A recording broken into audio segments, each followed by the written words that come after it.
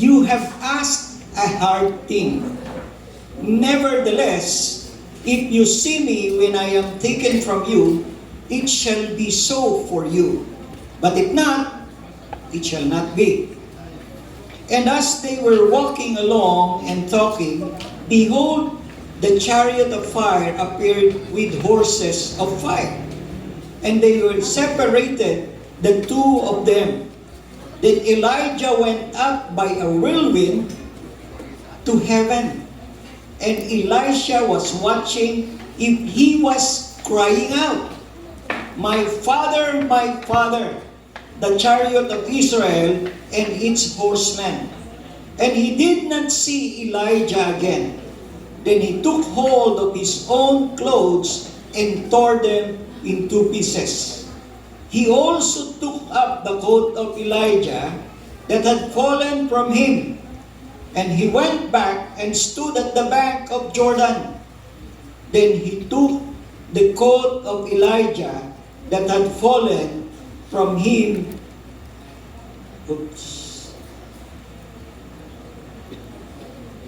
And struck the waters and said, where is the Lord, the God of Elijah? And when he also had struck the waters, they were divided, and where also Elijah crossed over.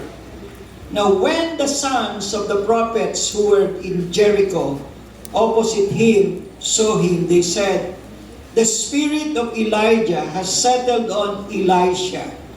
And they came to him and bowed down to the ground before him. Then they said to him, behold, now there are with your servants 50 strong men. Please let them go and search for your master, in case the Spirit of the Lord has taken him up and cast him on some mountains or into the valley. But he said, you shall not send anyone. Okay. Alright. Ang ganda na lang po muna. The anointing in the Bible has so many passages. Marami po tayong makikitang passages sa Biblia patungkol sa pag-anoint. The simple meaning of anointing is to rub, smear, o ipahid, papahidan. And to anoint somebody is to set them apart for a divine purpose. To set someone or something apart for a divine purpose. Oil is usually used, and it is a symbol of the work of the Holy Spirit in a person. Makikita po natin na kahit sa Old Testament, binubusan ng oil, o yung sa New Testament, ina-anoint sa head ng oil, makikita natin ito. Pero wala po sa oil yung anointing. Kahit po bumili kayo ng marami o isang balding oil, kung ibubuhos nyo lang, ay di maligo na rin kayo. The oil only symbolizes the Holy Spirit being done by a holy person to somebody or something. It is the act of faith of doing in obedience. Ang pag-anoint po ay pagtalima sa nais ng Diyos. Katulad po nung anak ni Jesse na in-anoint ni Samuel, marami doon na pumila sa kanya. Ang sabi niya, hindi ito. Meron ka pa bang anak na isa? Ay meron pa, naandun sa malayo. Nagpapastol. Paparituhin mo. Nung nakita na yun ni Samuel, sumakanyang spirito at sinabi, siya ang iyong i-anoint. Pagkatapos po nung wala nangyari. Parang nagbalik din siya sa pagpapastol. Pero makikita po ninyo, yung pahid sa kanya ay naging kakaiba.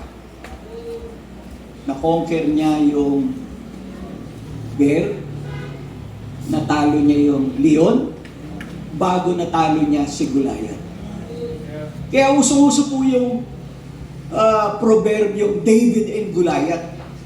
It's almost an impossible act to be done, but it could be done through the help of God. Because the anointing of God was with David. Sa Bible po, maraming ina-anoint. Andyan po yung hari. Mga hari, ina-anoint. Kung ina-anoint si Saul, siya po yung pinakagwapo. Pero hindi po naman ina-anoint lang yung mga gwapo eh. Siya yung mayroong pinakamagandang mukha daw sa tribe ng Benjamin. Ina-anoint bilang hari. Mga propeta, si Samuel po, ina-anoint din. Meron din pong mga pare sa Levites.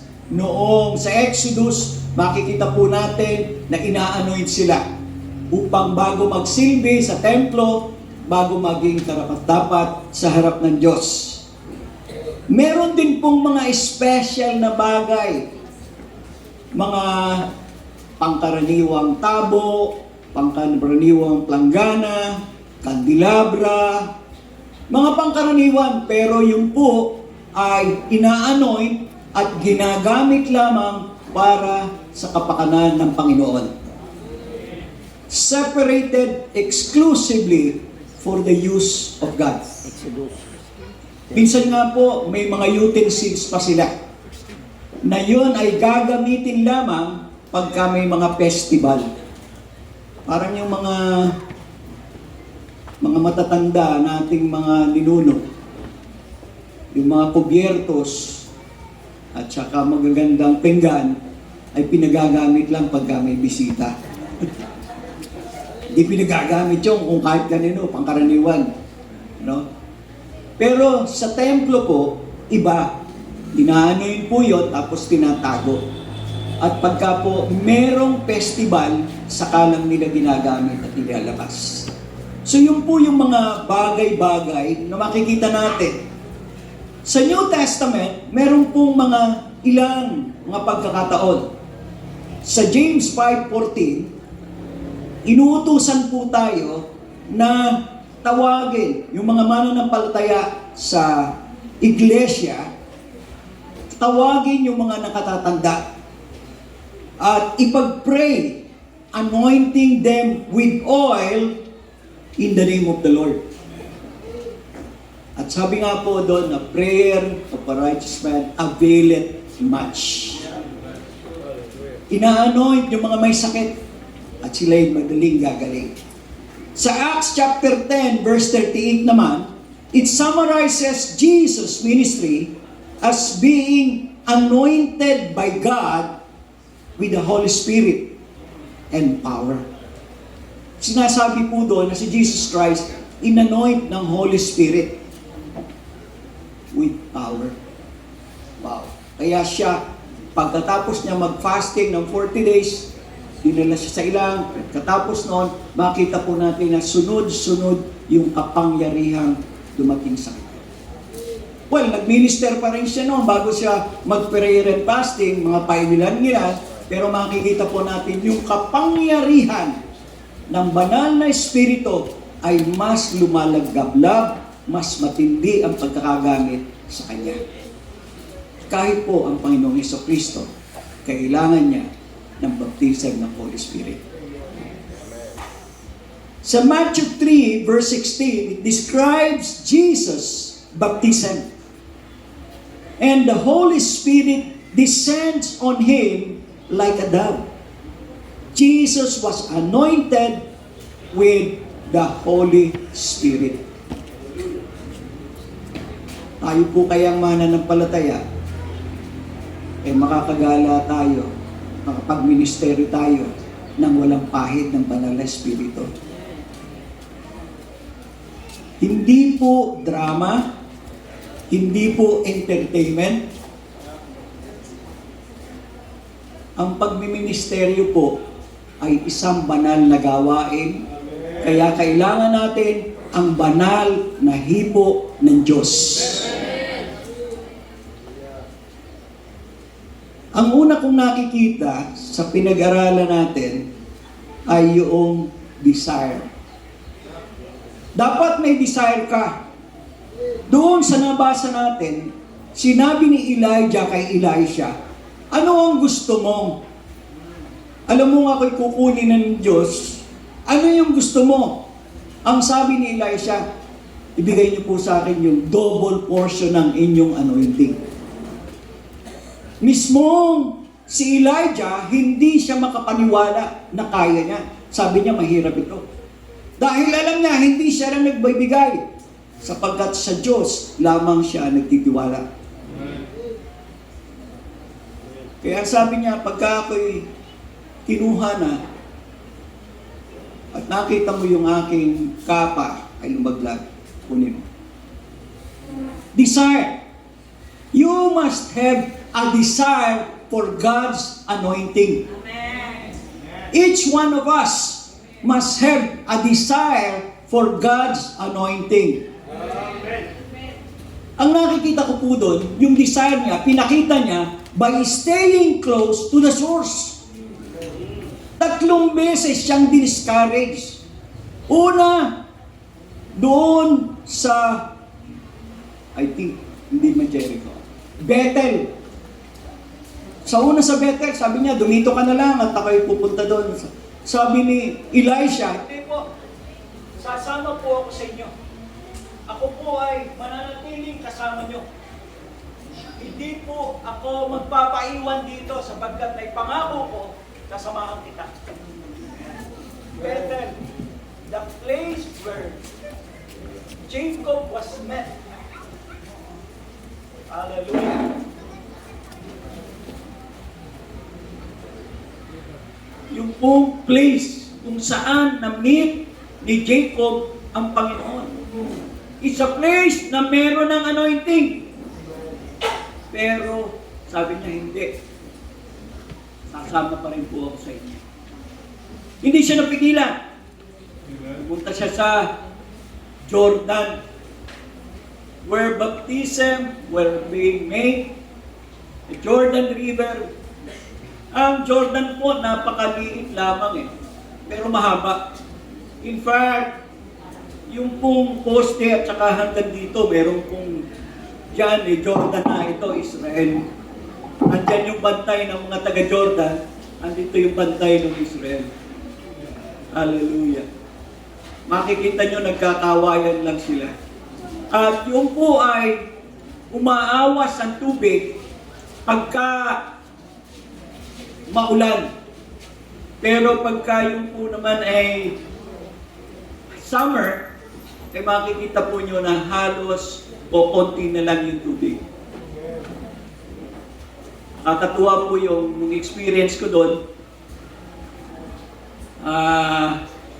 Napunta kami, naliligo kami sa Jordan. Marami pong mga taga-ibang bansa, taga-United States, na mga Pilipino din na pumunta. Sabi nung isa, ayaw po akong bautismuhan ng aking leader. Sabi ko, bakit gusto mo bang magpabautismo? Opo, sige, ako, pastor ako, galing ako Singapore, kung gusto mo, pumunta ka dito, babautismuhan kita. So, binautismuhan ko siya. Purihin ng Diyos. Pagkatapos po ng ilang panahon, nakatanggap ako ng sulat mula sa kanya. Pilipino rin po siya, mula sa New York. At meron pong padalang cheque na $50. Nagpapasalamat sa akin sa pagkabautismo ko sa kanya sa Jordan River. Hindi ko po kinastos o pinalit yung $50. Pinip ko po yun at tinatago ko hanggang ngayon. Nakakatuwa. Dito ka na lang sa Jordan. Sabi kay Elisha.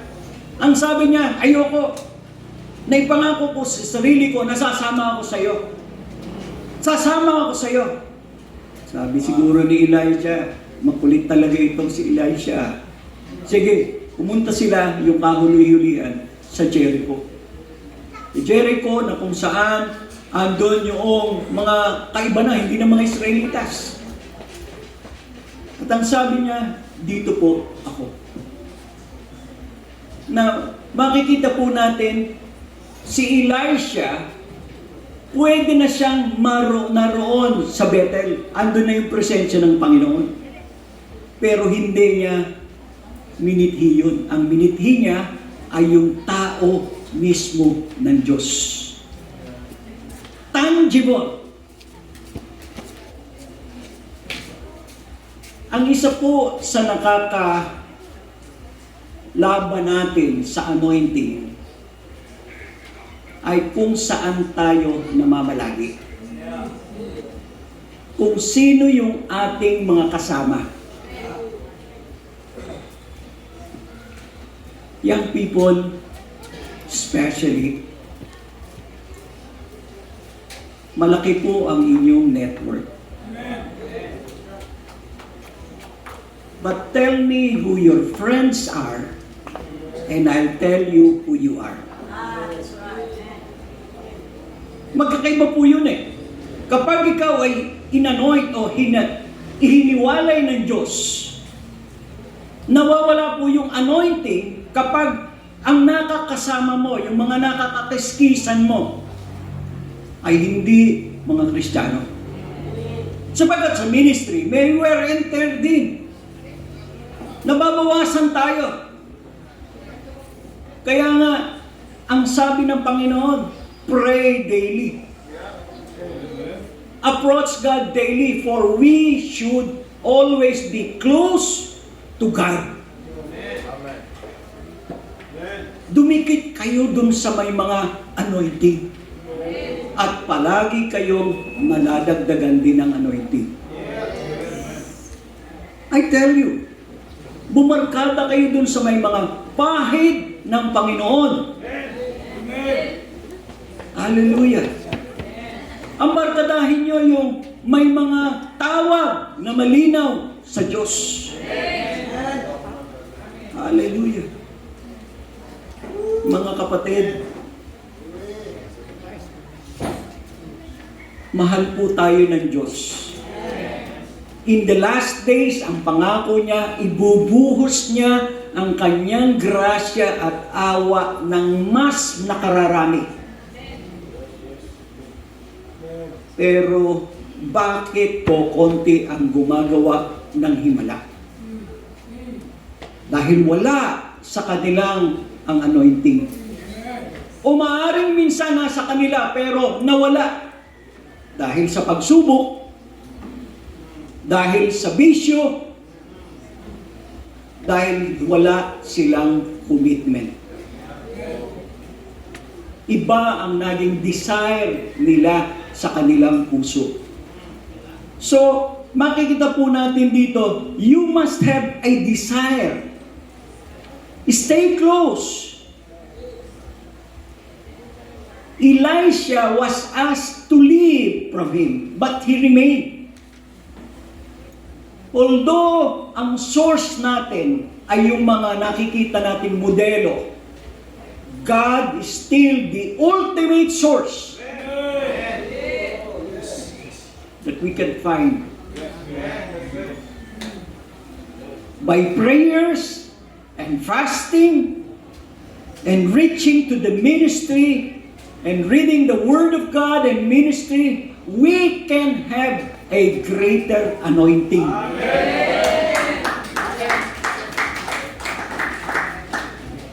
Genesis 32:26 says, "Let me go, for the day has broken."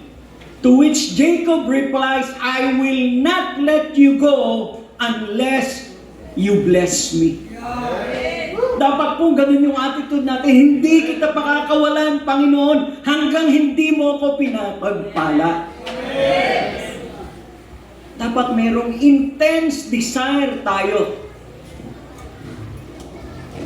Ano po ba ang gusto niyong kaloob ng Diyos?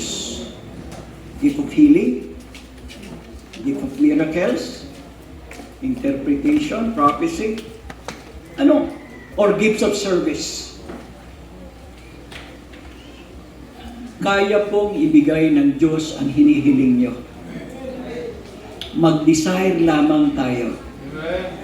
Mag-desire lamang tayo. Kung ano yung ibinigay sa atin, Take it. Ang Diyos ang nagbibigay eh. Sabi po dun sa verse 12, He grabbed that garment. Kapag binigyan kayo, tanggapin ninyo dahil Diyos ang nagbibigay. Alam ng Diyos kung ano yung anointing na nasa inyo. He knows the best gift and be faithful to the gift. Huwag niyo pong sasayangin. Huwag niyo pong itatapon na lamang dahil ito'y grasya. Marami po ang binago ng Diyos, kinalooban ng prosperity sa finances. Pagkatapos, nakalimutan na ang pananampalataya. Nalugi na. Meron akong isang dating membro na for 40 years, hindi ko nakikita. Nagkita uli kami ngayon. Itong February, sabi ko, kumusta ka na? Hindi ko malilimutan yung experience natin. Dahil unang-una, ang nanay mo ay isa kong masigabo at matinding diakono ng church. Prayerful. Bible study, kahit ano, talagang andun siya. Pero ikaw, nakita kita. Prayerful ka rin. Matindi ka rin kumaten ng church. Ang masakit nito, nung nagkatrabaho ka, nawala ka na. Na sakop na siya ng kanyang kabisihan sa pagtatrabaho, nawala na. Ano nang nangyari? Pastor, nakakalungkot. Sabi ko, yung pananampalataya, binless ka ni Lord para pagpalain mo rin yung iba. Ang nangyari, nawala si Lord.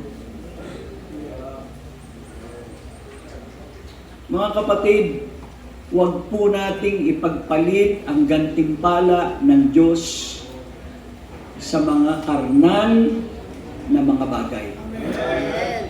Sapagkat kung tayo'y mamamatay, wala rin naman tayong madadala, di ba? Ang tanging madadala mo, yung iyong pananampalataya. Mga kapatid, nakakalungkot. Pagka po tayo ay pinagpala, pagkatapos ay mawawala din ang pagpapala. The ultimate goal of edification is edification in the body. Kapag tayo po ay pinagpala ng Panginoon, ang ultimate goal po nito ay edification ng body. Hindi po kayo pinagpapala o ina-anoint para kayo maging sikat. Pag may sakit, tawagin mo si brother, ganyan. In Jesus' name, gagaling yan. Ako yon.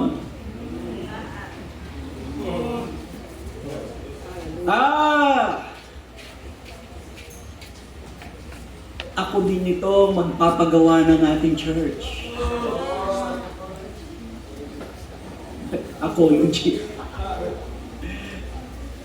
Sapagkat, mga kapatid, ang gantimpala po at kaloob ng Diyos ay ibinibigay para ma-edify yung katawan ng Diyos.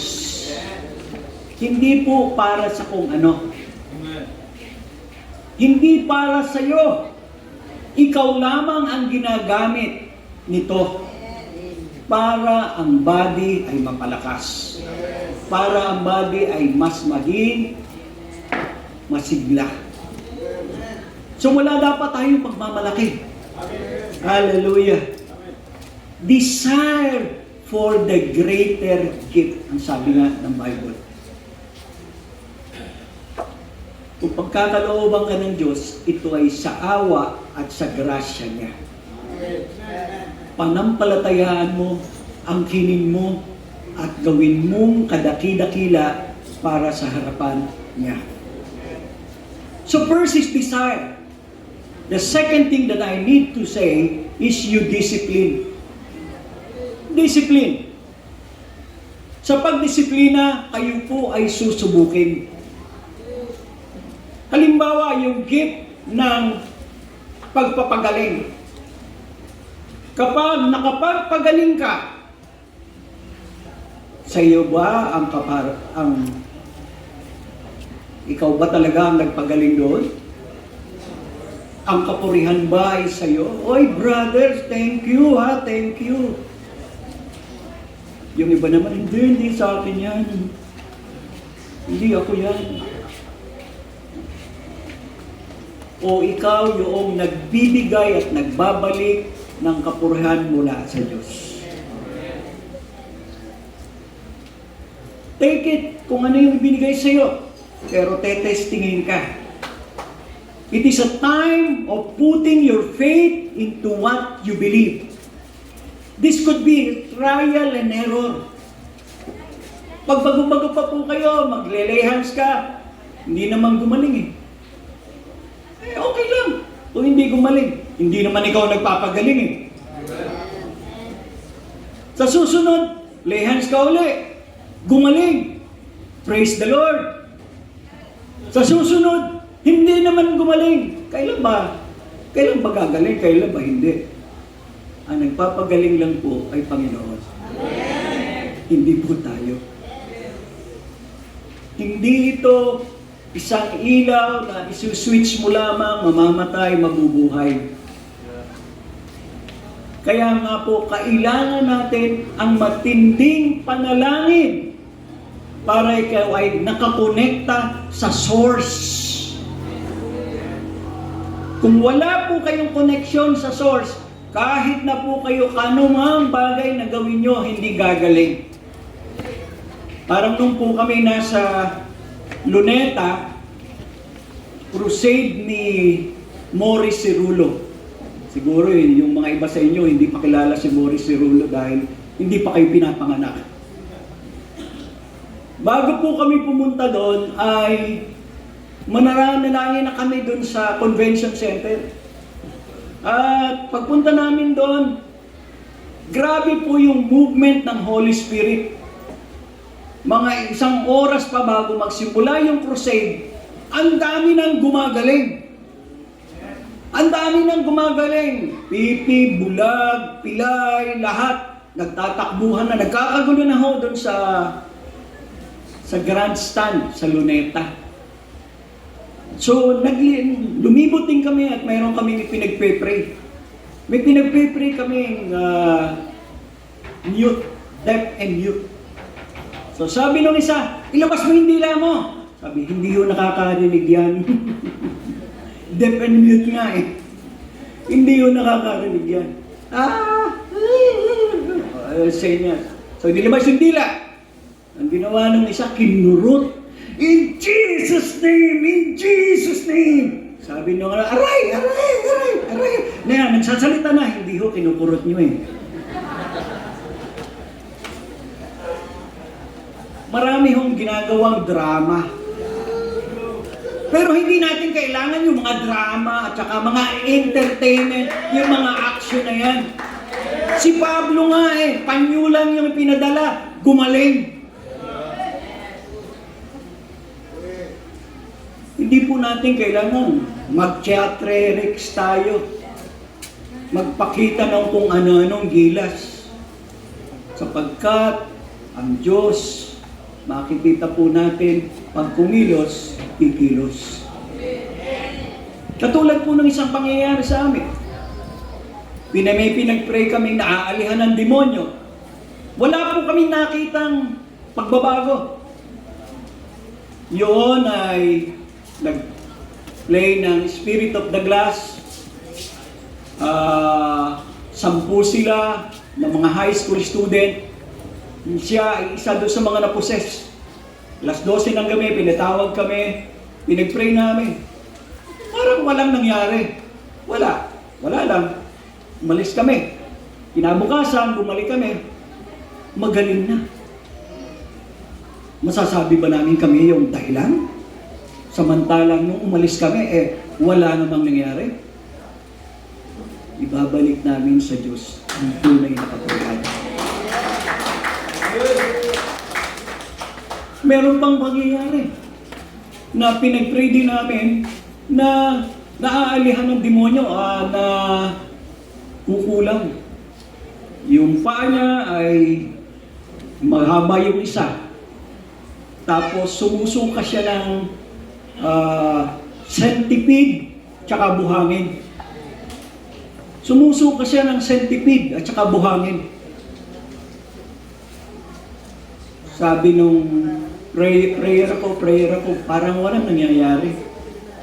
Parang yung prayer ko hanggang bubong lang, hindi lumalampas. Sabi ng Panginoon, patanggapin mo yung anak sa Panginoon. Sabi ko, Lord, hindi naman siya ang may sakit eh. Yun naman nanay ang may sakit eh. Nagtatalo kami ni Lord. Sabi ni Lord, sige, kung gusto mo, di, bahala ka. Walang nangyayari. So sabi ko, sige Lord, pagpipray ko yung anak. Sinare ko yung gospel, tumanggap sa Panginoon. Pagkatapos, pinag-pray namin yung nanay na naaalihan, na napaparayaan. Wala din nangyari. Umalis na kami. Kinabukasan, bumalik kami. Andun pa lang kami sa may bakod ng kanilang pwesto. Nakita namin yung pinag-pray namin, nagwawalis. Ang bati sa amin, Pastor, magandang hapon po. Pasok po kayo. Sabi ko, ba't ako kilala niya yung pastor? Samantalang pinag-pray namin. Hindi naman siya nasa sariling isip. So, papasok kami. Istoryahan. Tapos, tinanong ko, paano po niyo ako nakilala? Samantalang, nung pinagpipray po namin kayo, wala po kayo sa inyong kaisipan. Ang sabi niya, ang totoo po, gusto ko nang magsalita. Gusto ko na rin sabihin na alam ko yung nangyayari. Mayroon lang pong pumipigil sa akin. Alam ko po, hindi lang ako makapagsalita.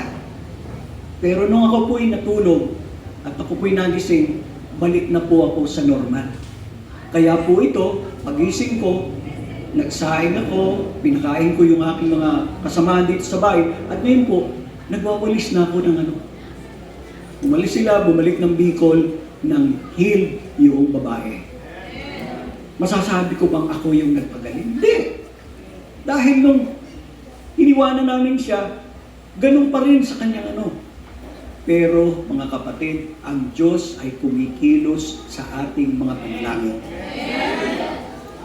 Mga kapatid, hindi po natin mapipigilan ang gusto ng Panginoon.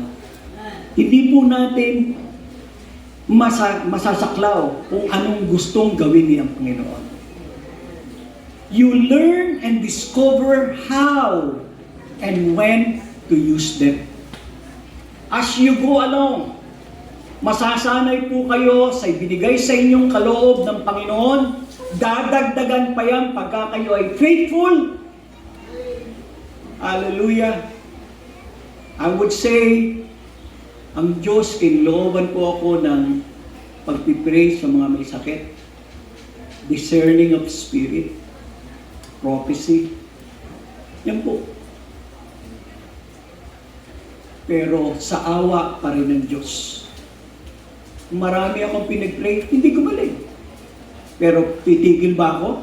Hindi. Dahil noon po, ang Diyos ang siyang tunay na tagapagpagaling. Hallelujah. Mahirap po minsan yung prophecy. Kasi minsan natatakot ka rin na pagka bumanggit ka, kung wala Lord, kung wala yung Lord. Pero andun lang, hahakbang ka lang sa pananampalataya. Hahakbang ka lang sa pananampalataya. At matutupad yung sinasabi ng Diyos. Hallelujah. Spirit of discernment. Meron pong isang bagay na isang taong pumunta sa amin sa church. Nananalangin po ako tuwing umaga na, Lord, dagdagan mo po Panginoon ang aming iglesia ng bangko. At kailangan po namin ng ganito, ito. Minsan merong pumunta, nakakurbata, matipunong lalaki. At sabi niya, pagpapalain ko po kayo. Sabi ko, Lord, salamat po, pinagpadala niyo po siya. Sabi, ang dami niyang mga sinasabi. Tapos, parang natingala na ako. Sabi ko, bakit parang may mali? Tapos, pinagmasdan ko siya. Nakita ko, yung kurbata niya, baliktad. Yung bukol, instead na kaganon, nakatikhaya. Sabi ko, may tama ito.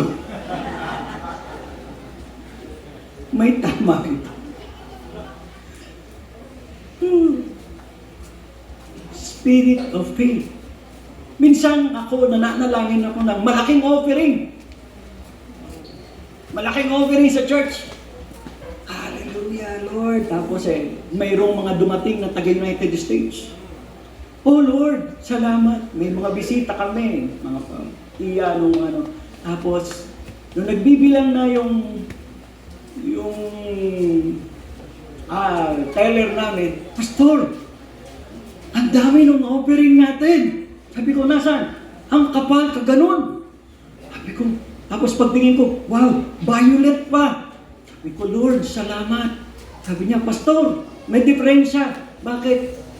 Piso lang po ito na papel. Yung pisong papel nun, demonetized na. Hindi na pwedeng gastusin. Sabi ko, Lord, akala ko po padala niyo yung palaman. Kami lang yung pinagtatapon ng pera. Mga kapatid, masarap po ang lumakad kasama ng Panginoon. Maraming testing at marami kayong mararanasan. Minsan, kayo mismo ang magugulat dahil mismo kayo, hindi kayo naniniwala pero mapapangyari. May mangyayari. Marami na po akong nakita at nasaksihan ng mga bagay-bagay na pinagpipray namin. Sabi ko, hindi ito gagaling. Pero gumaling. Hallelujah. Meron po kaming mga pinagpipray na inaalihan ng demonyo yung sinasapian siya ng spirito sexual. Sabi ko, hindi ito pagagalingin ng Panginoon. Pero nung inilihans namin, purihin ng Diyos, pinalaya po siya ng Diyos. At naandun siya mismo sa Sariaya, Quezon, miyembro ngayon ng ating iglesia. Yung pamilya niya ay puro Kristiyano na. Mga kapatid, dadakilain po ng Diyos ang kanyang pangalan sa inyo kung kayo'y magtitiwala lamang sa Kanya.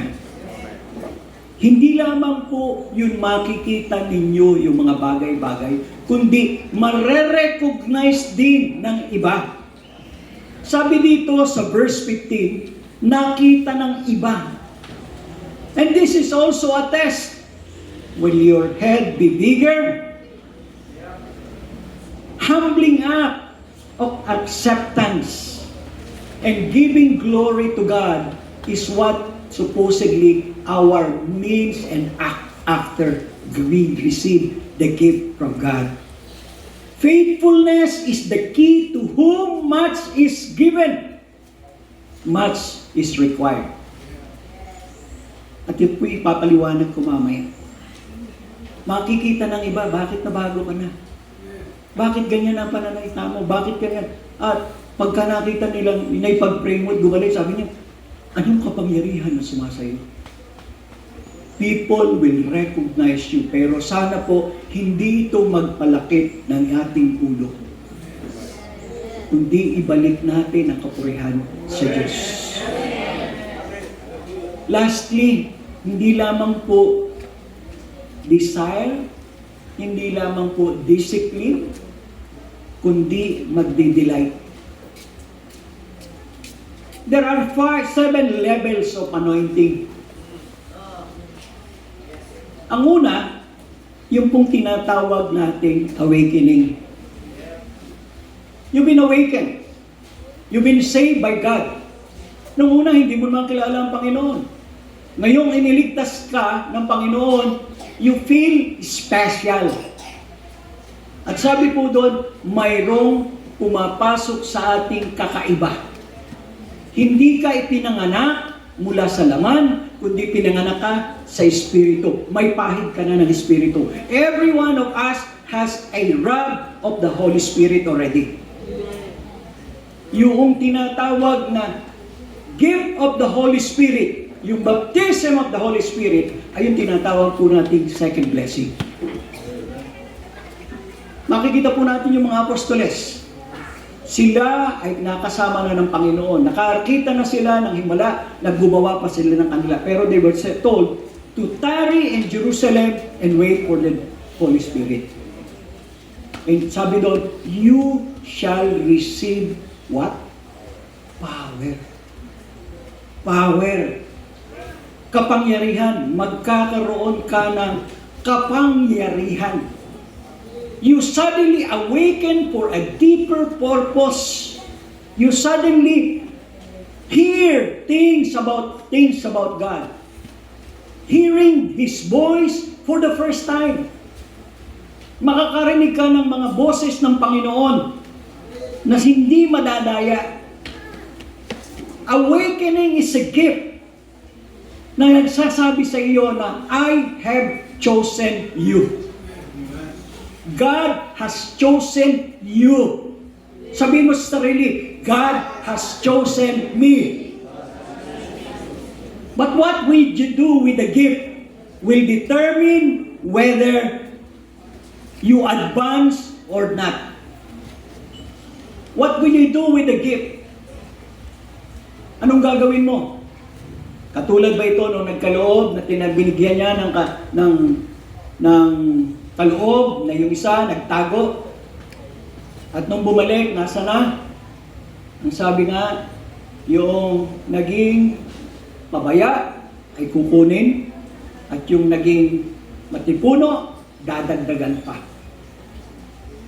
So if you are faithful with the gift God has given you, God will give you more. God will give you more. Yun po ang batas ng Panginoon. Now, ang ikalawa po, separation. Ito yung medyo masakit. God will introduce you to many things. But God will separate you. Kaya nga po yung anointing is a separation for the use or exclusive use of God. Mawawalan ka ng kaibigan. Ready po ba kayo?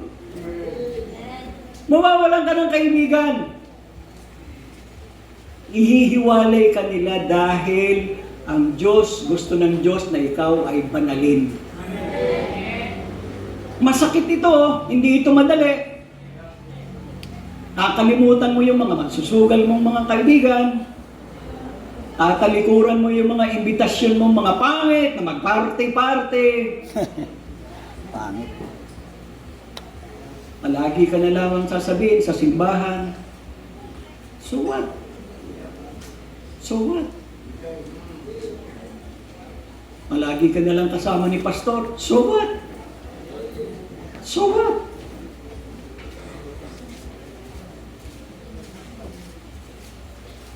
Separation is a very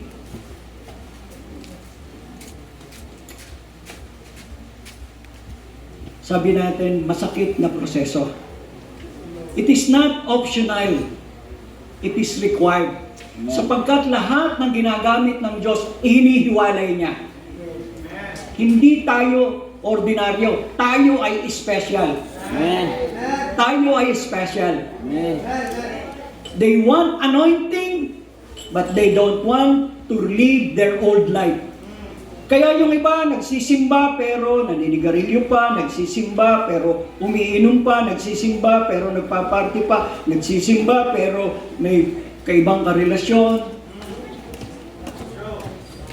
Yung isang paa nasa simbahan, yung isang paa nasa mundo. Ayaw po ng Panginoon ng ganun. Dapat, kung tayo ay sa Diyos, sa Diyos. Amen. Kung tayo sa mundo, magpakamundo ka. But separation is a necessary act.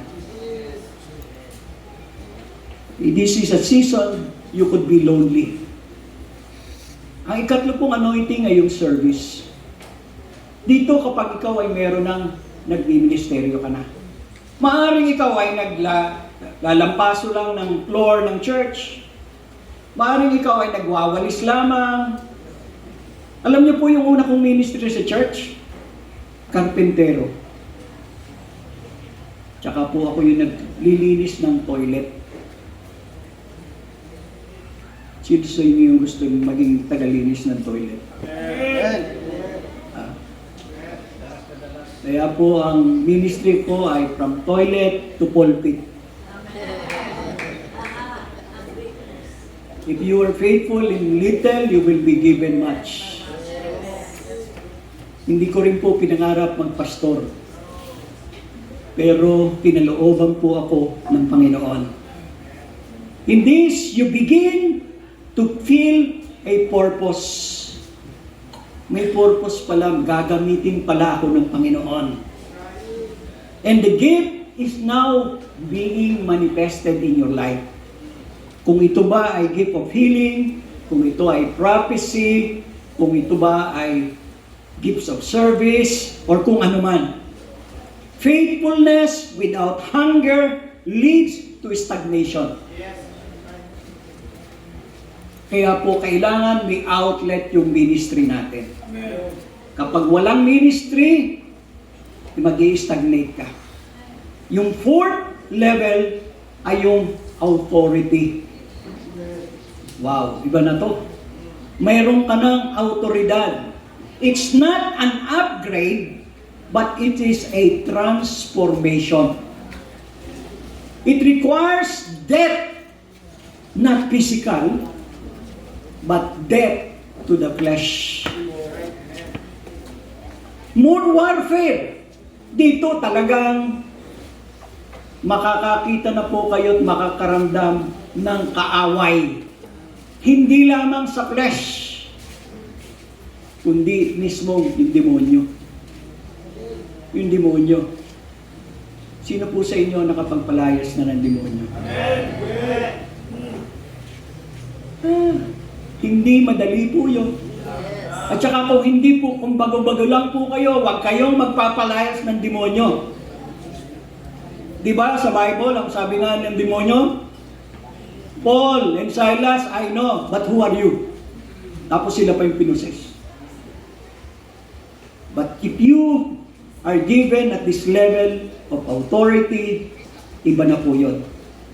You start to domineer. You're not asking permission, but you are in authority. Pagkat yung opposition po ay proportional sa inyong authority. Marami po dito tumitigil na hanggang sa authority na lang. Masaya na sila, may ministeryo sila, okay na sila. Pero hindi po hanggang doon lamang ang anointing ng Panginoon. Meron pang mas malalim sa anointing. Yung po yung acceleration. You're not working hard, but you are aligning with God. You're aligning with God, and you accelerate without preparation is equal to distraction. Acceleration without preparation equals to distraction. Kaya nga po, prepare na kayo eh. May awakening, may separation, mayroong ministry. Bibilisan po ng Panginoon ang pagpapaministeryo sa inyo. You stop living by the clock, but you start living by the Spirit. Distraction is your greatest enemy. Andiyan nagme-ministeryo ka, tapos yung asawa mo magkakasakit. Andiyan yung nagme-ministeryo ka, may mangyayari sa inyong bahay, sa iyong magulang. May sasabihin ganito. Nung ako po'y nagpapastor, talagang puspos na puspos ako. Bigla po ako nanakawan. Yung magnanakaw, nakita ko pa nakasabit sa ganyan. Sabi ko, walang hiya ka, bahay ng Panginoon ito. Bakit mo nanakawan? Nawala. Pagkatapos nung nagtuturo na ako, bumalik. Nanakaw yung aking malaking bombit na yung kaset na uso noon. Grabe. Na yung po ay hiniram ko pa sa tatay ko. Grabe. Andun yung pag ikaw ay nasa ganito nang ididistract ka ng kaaway. Ididistract ka. Pero pag lumampas na po kayo, andun na yung apostolic commissioning. you start sending others. Hindi lamang sa iyo napupunta yung anointing, ipinapasa mo pa yung anointing. At pagkatapos, nagsesend ka na ng missionary. Nag-i-influence ka na ng buhay ng iba. Nasasabi mo na kung ano yung gusto mong sabihin sa iba, nagde-declare ka na. Makikita po nyo yung anointing, ay sa inyo.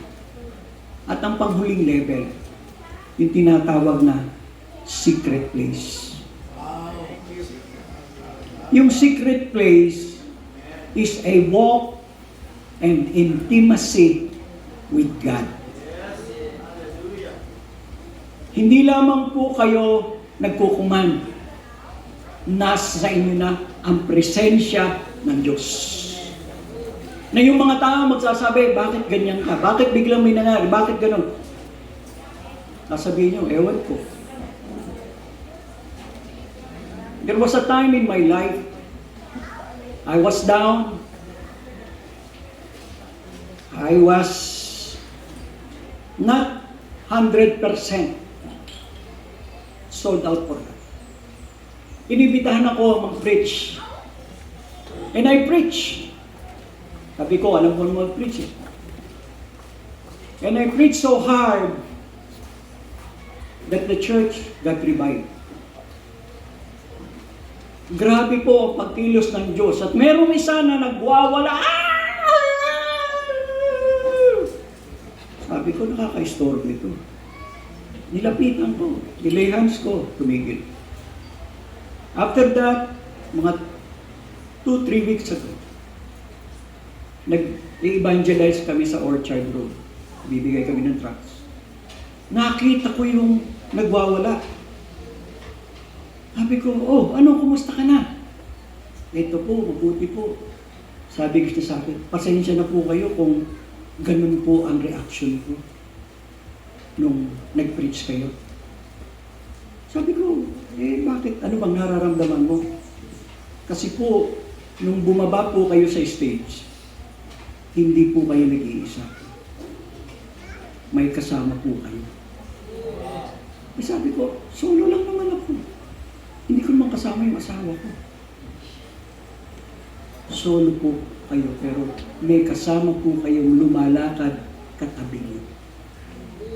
Habang nag-lay hands kayo.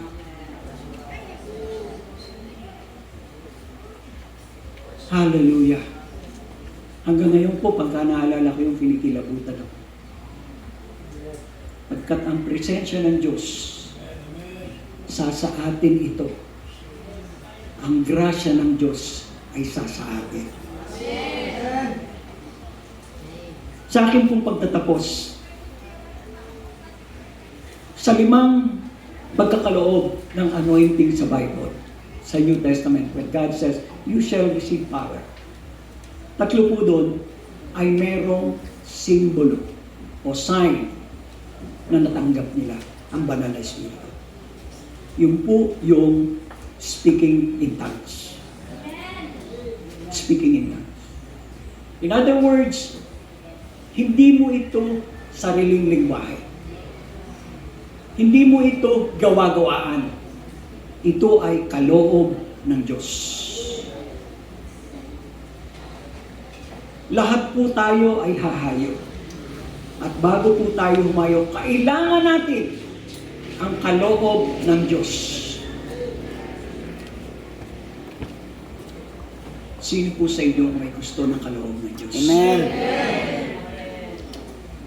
Tinatawagan mo po yung mga pastor. Dumako po sa unahan. Yung mga pastor. Para i-anoint kayo. Kung gusto po ninyong makatanggap ng bakit ng banal na Espiritu, sa pamamagitan po ng paglilihan sa inyo ng mga pastor.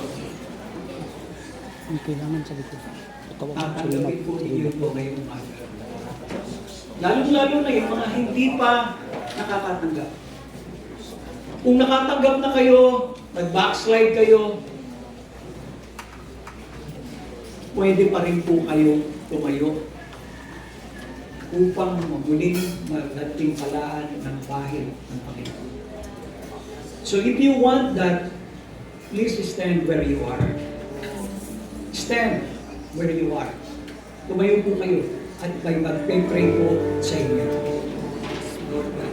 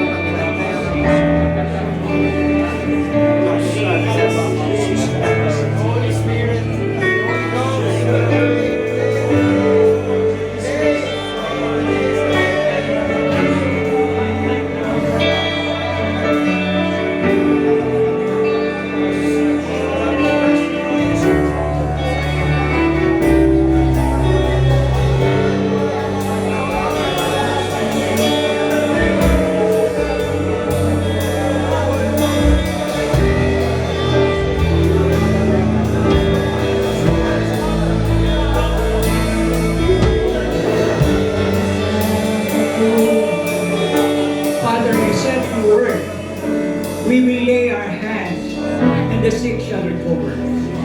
We see also a pattern in your word that when your anointed servants, lay their hands, you give them gifts. Father, do it right now, I pray. Let your anointing, let your giftings be upon your people right now. In Jesus' name. In Jesus' name. Hallelujah. Lumakad po tayo.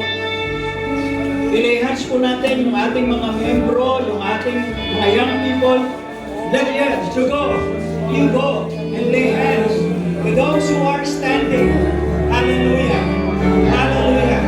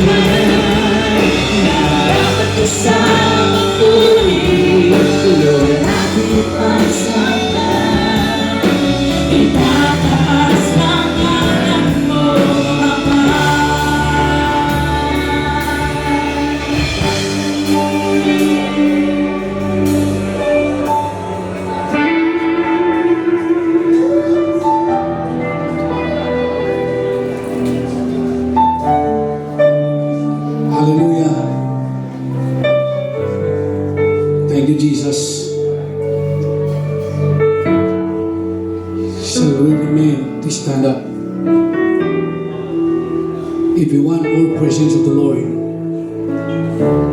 just close your eyes. Just close your eyes. Thank you, God. Speak with a heavenly word. As you speak the heavenly word, just raise up your hands. Sikaya Rabaya Sondo. Come on. Come on. Hallelujah. Come on. Suyo Rabada Sikaya Sondo. Rabada Dasusiya Rasoyo Sikaya Rasoyo. Oh, come on. Come on. Cry out to the Lord. Cry out to the Lord.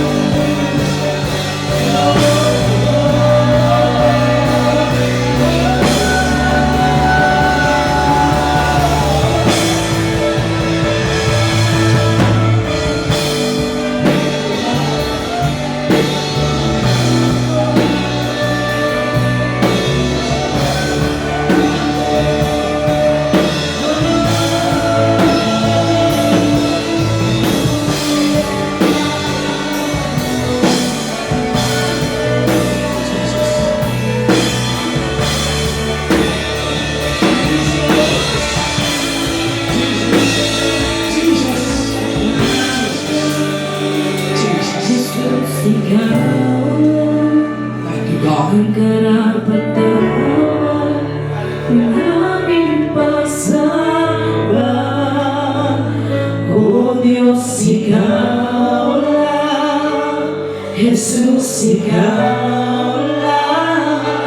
Ang karapatan na aming pagsamba. Sa'yo ang papuri. Sa'yo ang kalakihan.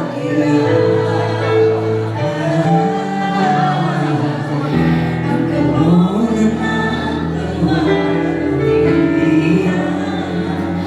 At karangalan sa'yo ang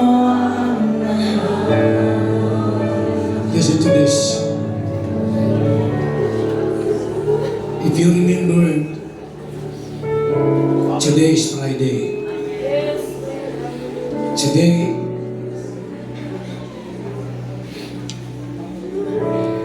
is the Holy Week, the Holy Friday.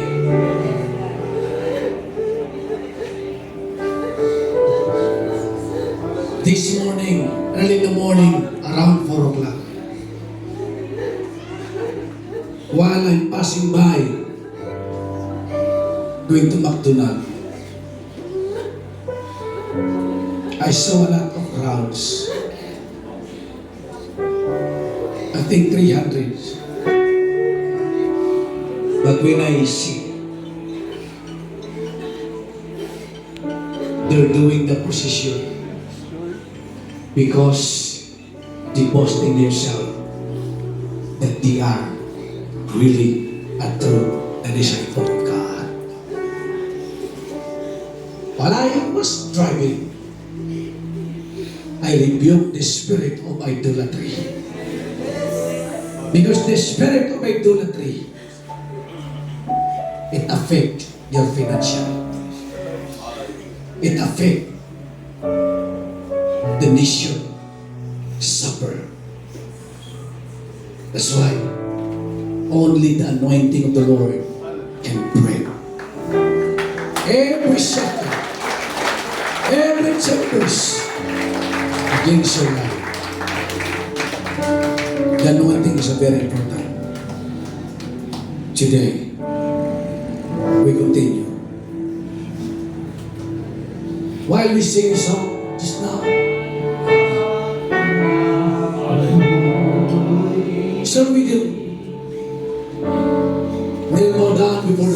lasing ng 3 minutes. Pwede ba mo luhutan ka na sa Ginoo? Come on.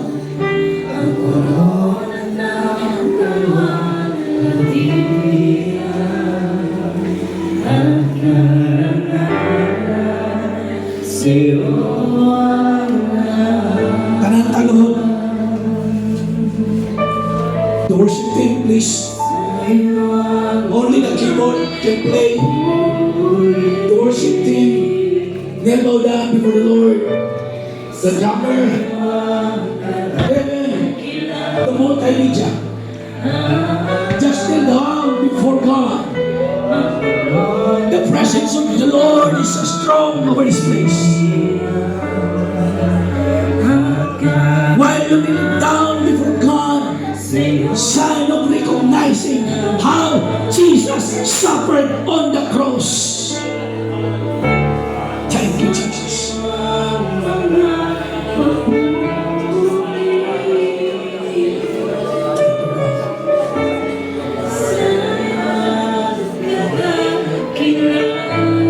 Thank you, Jesus. Thank you, Jesus. Lord, we are here to surrender our faith to you.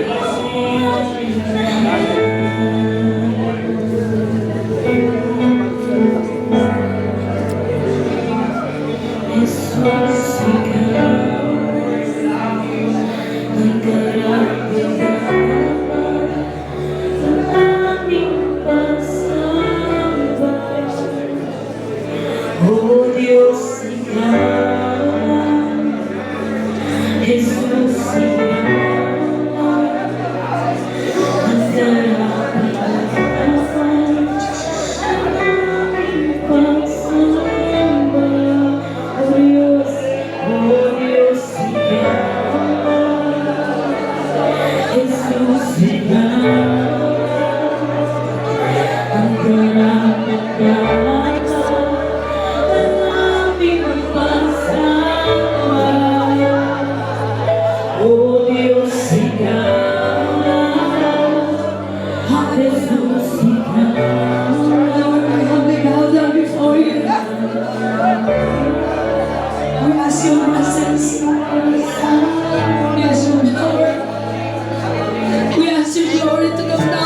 place.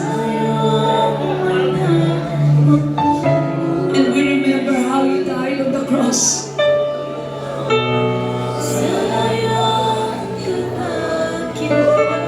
We remember your sacrifices.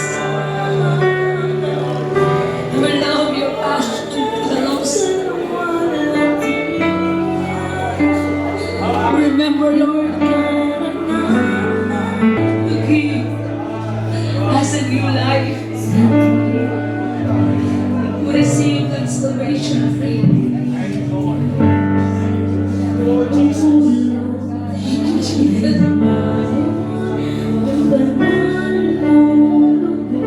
salamat sa katubusan. Thank you, Jesus. Shall we all stand up? Yes, Jesus.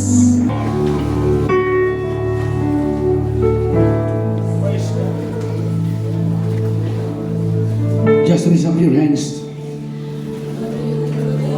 Heavenly Father, thank you, Father God, that you remind us Amen. Glory, hallelujah. that how Jesus Christ suffered on the cross to us. We are supposed to hang on the cross, Lord, Amen. but you took it away from us because you demonstrate your true love, Lord God, to us. So we thank you, God, for your grace. Hallelujah. Thank you, Jesus. Lord Jesus, as we extend our hands to you, we surrender our life to Jesus. Thank God for everything that you sent Jesus Christ, that Jesus Christ gave his life to us, to save us, to redeem us, to change us. Lord, as we receive this element, bless those who take this element, continue to change the life. Thank you, Father God, while they were going to take this element, Lord God. Thank you, Father God, that you remind us that how you really love us, Jesus Christ. Thank you, Jesus. Lahat po ng tao sa likod, dito kayo, dito lang kayo. Harap kayo doon. Lahat po kayo kukuha dito ng isa. Lahat po tayo kuha.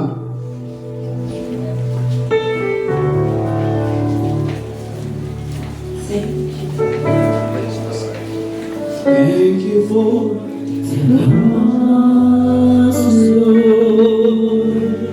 Thank you, God. Thank you for the price you paid, bearing all my sin and shame. In love you gave and gave amazing grace. Thank you for this love, Lord. Thank you for the faces.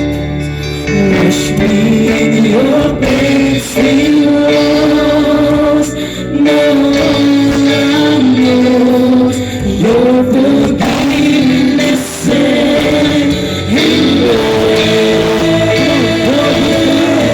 Glory is the Lamb. Spirit of the shore. Crown you now with me. Crown you reign victorious.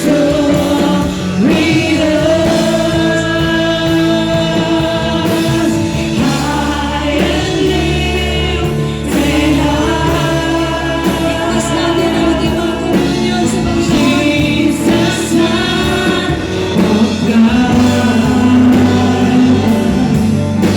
the darling of heaven, crucified. Worthy is thy love. Alright? I-feel po natin yung ibabaw muna. Yung plastic po. Meron ako. Pagdaan. At kunin po natin yung tinapay. Itaas po natin ang tinapay o salo.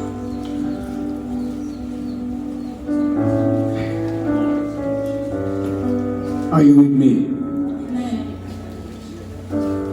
In 1 Corinthians chapter 11 verse 27, the word of God says, so then whoever eat of the bread or drink the cup of the Lord in an unworthy manner will be guilty of sinning against the body of the blood of the Lord.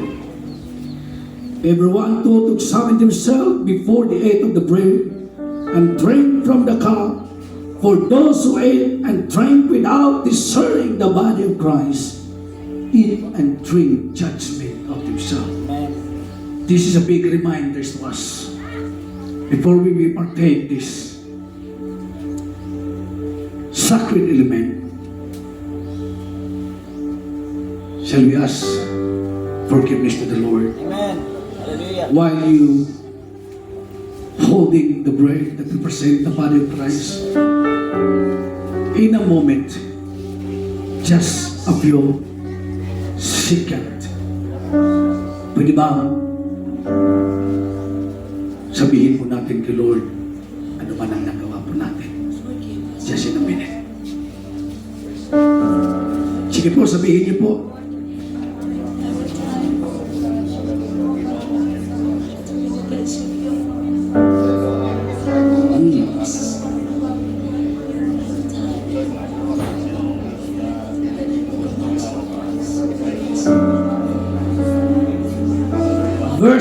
me what he said, for I received from the Lord what I also passed on to you. The Lord Jesus, on the night he was betrayed, and took bread. And when he had given thanks, he broke it and said, "This is my body, which is for you. Do this in remembrance of me." Somebody say, "Lord Jesus, thank you, Lord, Thank you, Lord, for this hour for this hour. that you remind us that how Jesus Christ suffered on the cross for me. Today, I declare whatever sins I have, Whatever sins, whatever difficulties I have, whatever faults I have that I commit against in your sight, thank you, Lord, for your forgiveness. Thank you, Lord, that you make me free from any bondage of sin. Now I proclaim, I am free indeed. Thank you so much, Lord Jesus. Thank you, Lord, for the victory that you have given to me today. In Jesus' name, shall we partake it?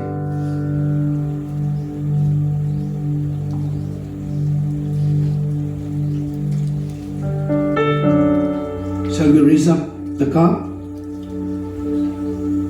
In the same way, after supper, he took the cup, saying, "This cup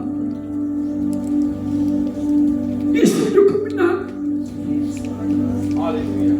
My blood. Do this whenever you drink it, in remembrance of me." Yes, God. Say, Jesus. Jesus, Say, Jesus. Jesus, I am here to present my body to you, Lord.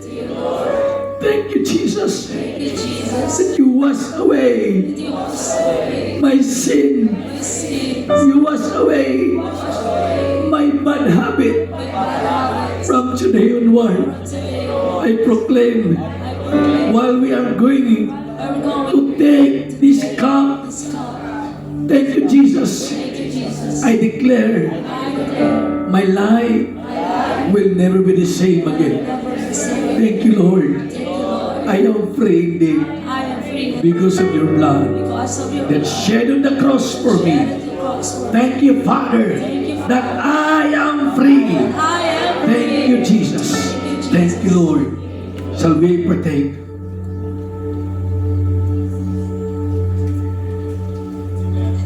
Lahat po tayo, kung may natira man dyan, mag-declare po tayo. Sabihin niyo po, mula ngayon, ngayon, aking dineclare aking dinigyan, ng aking pamilya, aking pamilya, maliligtas. maliligtas, Habang ibubuhos ko ang natira dito, pramaraya, hanggang sa aking lahi, sa aking pamilya, sila ay niligtasin ng Diyos. ay liligtasin ng We proclaim it We proclaim in it Jesus' name. in Jesus' name. Ibuhos niyo po. In Jesus' name. Hallelujah. Thank you, Lord. To God be the glory.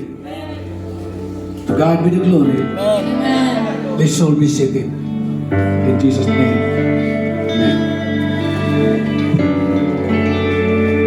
Of all our crops. So hindi lang yung tira lang mga kapatid, hindi lang yung kung ano lang yung convenient, but what is honorable unto God, let us give our best to the Lord. Hallelujah.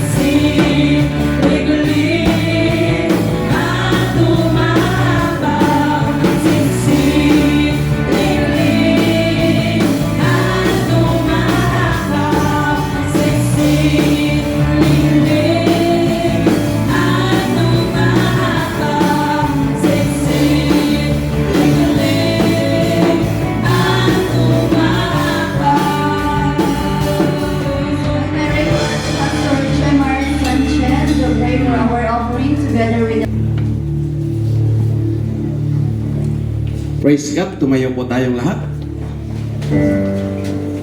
Palakpakan muna natin ng malakas ang Panginoon. Hallelujah, hallelujah, hallelujah. In the name of Jesus. Hallelujah. Maraming salamat o Diyos sa gawain ito, Panginoon. Nakakagalak po sa puso ng bawat isa. Sapagkat ikaw ang naitaas sa lugar na ito, Diyos, at ikaw ang naluwalhati, sapagkat ikaw ang Panginoon at Diyos na makapangyarihan sa lahat. Panginoon, pinapasalamatan po namin ang pagkain bilang kalakasan sa aming pisikal na katawan, at ito'y magsilbing kalakasan sa bawat isa.